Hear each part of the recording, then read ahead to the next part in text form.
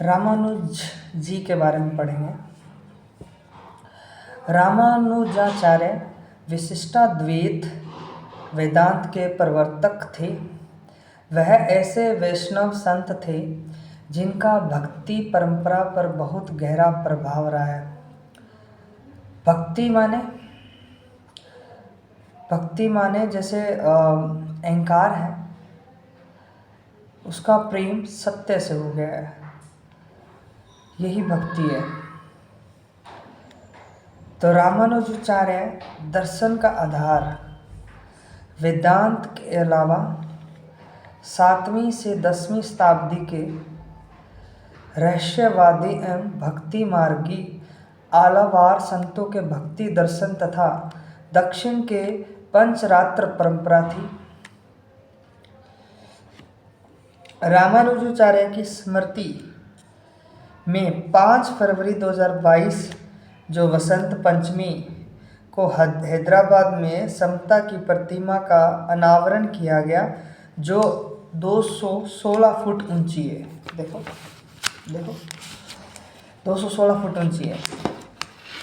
रामानुज जी का जन्म 1017 ईस्वी में श्री पेरुम्बुदूर नामक गांव में भट्ट ब्राह्मण परिवार में हुआ था। इनके पिता का नाम केशव भट्ट था, जो वर्तमान समय में तमिलनाडु में आता है। बचपन में उन्होंने कांची जाकर अपने गुरु यादव प्रकाश से वेदों की शिक्षा ली। रामानुजाचार्य आलवार संत यमुनाचार्य के प्रधान शिष्य थे। गुरु की इच्छा अनुसार रामानुज से 3 विशेष काम करने का संकल्प कराया गया था। ब्रह्मसूत्र, विष्णु सहस्त्र नाम और दिव्य प्रबंधम की टीका लिखना। उन्होंने गृहस्थ आश्रम त्याग कर श्रीरंगम के यतिराज नामक सन्यासी से सन्यास की दीक्षा ली।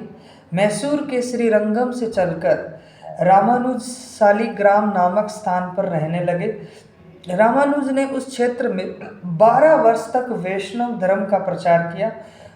उसके बाद तो उन्होंने वैष्णव धर्म के प्रचार के लिए पूरे भारतवर्ष का ही भ्रमण किया।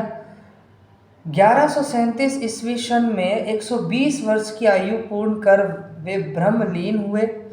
ब्रह्मलीन का मतलब अहंकार पूरा हट गया। अहंकार जो है सत्य से प्रेम कर चुका है और वो सत्य की तरफ बढ़ रहा है, पूरा हट रहा है अहंकार, ये ब्रह्मलीन है। मतलब आप मुक्त हो गए, आपका मन एकदम साफ है, अहंकार बिल्कुल नहीं है, मुक्त पुरुष ब्रह्मलीन। उन्होंने यूं तो कई ग्रंथों की रचना की, किंतु ब्रह्मसूत्र के भाष्य पर लिखे उनके 2 मूल ग्रंथ सर्वाधिक लोकप्रिय हुए। कौन से 2 ग्रंथ सर्वाधिक लोकप्रिय हुए? पहला है श्री भाष्यम वेदांत संग्रहम। रामानुजाचार्य के दर्शन में सत्ता या परम सत्य के संबंध में 3 स्तर माने गए हैं। पहला है ब्रह्म, सत्य बोल सकते हैं, आत्मा अर्थात ईश्वर भी बोल सकते हैं। ईश्वर मतलब ठीक है, ज़्यादा बेटर है सत्य बोलो, ब्रह्म सत्य है। चित्त का मतलब होता है शुद्ध चेतना। अहंकार बिल्कुल नहीं है, अहंकार मिट गया है।